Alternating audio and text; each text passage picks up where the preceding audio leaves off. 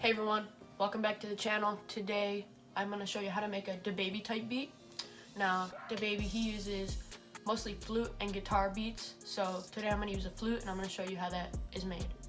Alright, I'm going to open up this flute right here with the Expand flute right here. And when you're making a DaBaby type beat, he uses a lot of those like things where it goes from one to the other really fast, or like something like that. I'm gonna just put in a melody really quickly and we're gonna see how that sounds.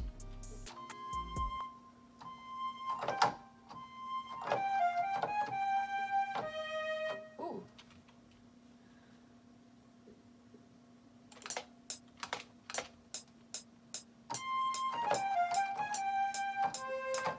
Alright, so I'm gonna go ahead and record that and lower the BPM a little bit.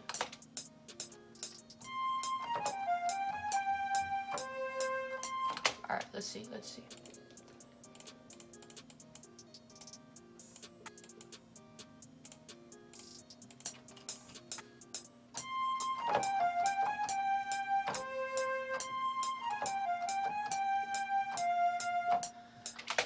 So this is our basic melody we're gonna start off with.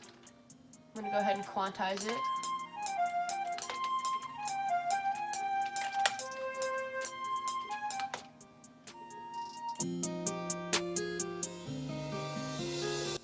So now I'm gonna add those rolls like I talked about, and this is what those are gonna sound like.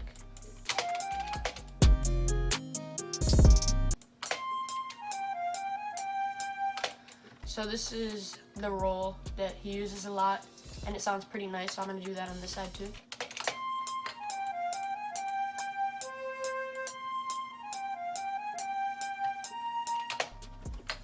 And now that we have our flute melody, what I'm gonna do is probably add a little guitar in the background playing some chords, because he uses a lot of acoustic guitars also.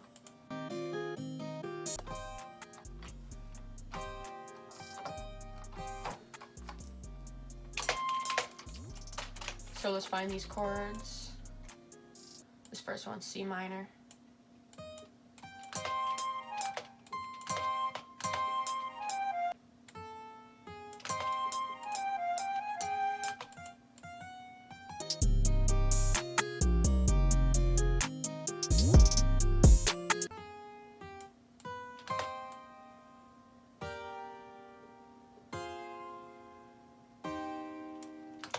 So these are our chords that we're going to use, and I'm going to give them more of a human feel with adding a strumizer on it, so it sounds like a human is strumming the guitar, and I'm going to randomize the velocity so it doesn't sound so robotic. I'm going to go ahead and do Alt-S, which strumizes it so it is a little bit offset. I'm going to strengthen that a little and then cut off the end. And then to randomize the velocity, you do Alt-R and see these notes down here. They're all changing.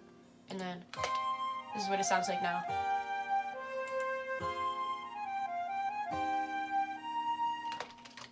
Now I can play with these a little bit and make it sound a little bit better rather than just the 4 chords.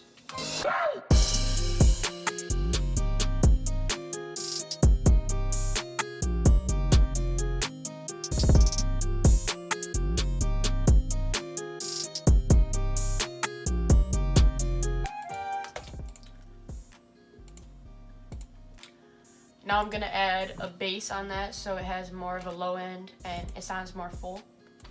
So this is the bass pattern I'm going to use. I'm going to go ahead and record it in right now.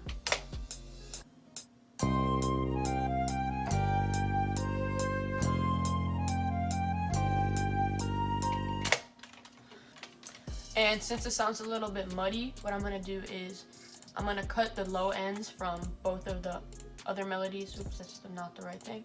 I'm going to go ahead and cut the low ends so the bass has room to shine through and it doesn't sound like it's clashing.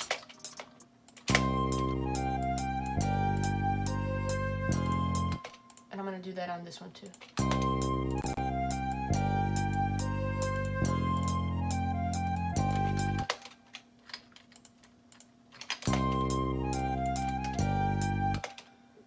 I'm going to turn this down a little and I'm gonna EQ this. I'm gonna boost the lows a little bit. I'm gonna cut the highs.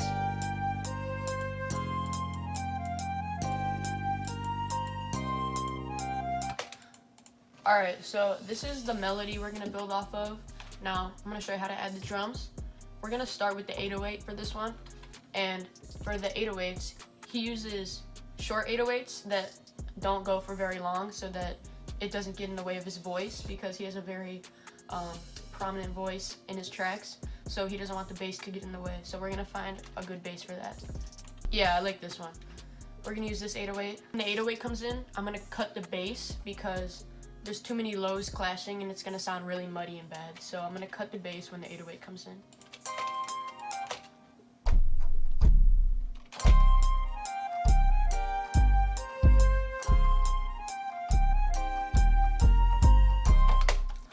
What happens in a lot of his songs is the 808 does a quarter note, a 4-quarter note progression at the end, so it goes like something like that at the end, rather than a rhythmic pattern to give it like variety at the end. So we're gonna record in our 808.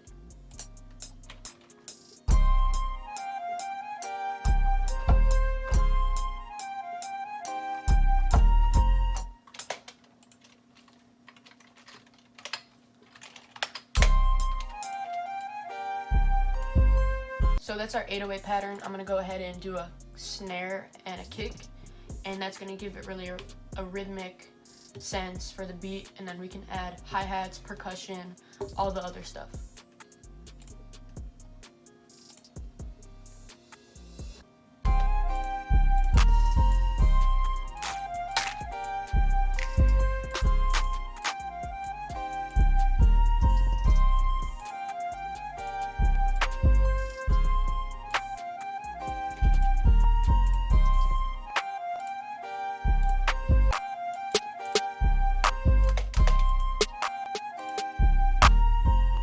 So that's our snare. I'm gonna go ahead and get the kick.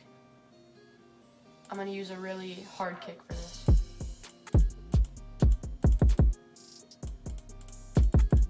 What I like to do to make my kick hit a lot harder is I go to this part and boost it, so it really gives it that punch that it needs to kick through the 808 and sound really bouncy and good.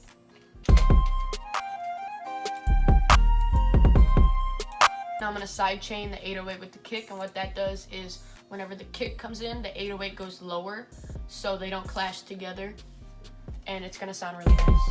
So side chain it, go to Fruity Limiter, click it in, and then you're gonna lower the compression rate. Now for hi-hats, it's not like any other trap song. Usually trap beats, they just do fill every 2 steps. It's like tss, tss, tss, tss, tss. But for DaBaby songs, it's not really like that. What usually happens is they're really spaced out, a lot of rolls, and not really just the rhythmic hi-hat that most trap beats use. So we're gonna get a good one for that, and I'm gonna show you how to use that. So I'm gonna start adding some rolls in here. Hi-hat rolls. No, I'm gonna triple it. So I'm gonna go ahead and add these hi-hats.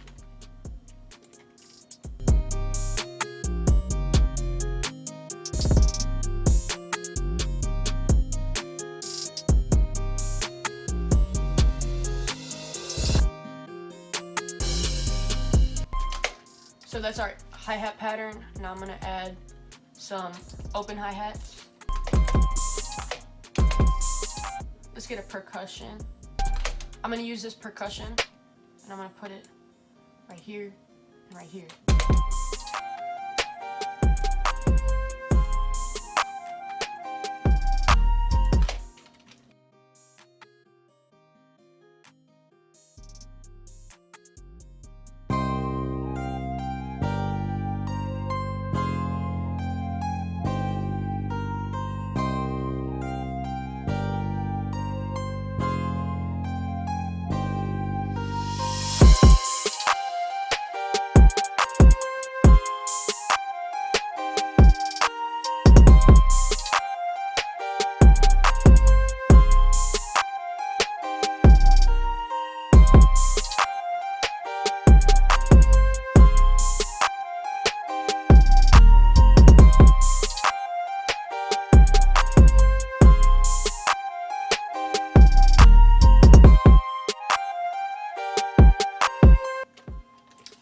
Alright, so that's the whole beat. I hope you enjoyed this video. If you did, leave a like and subscribe. Check back for more videos.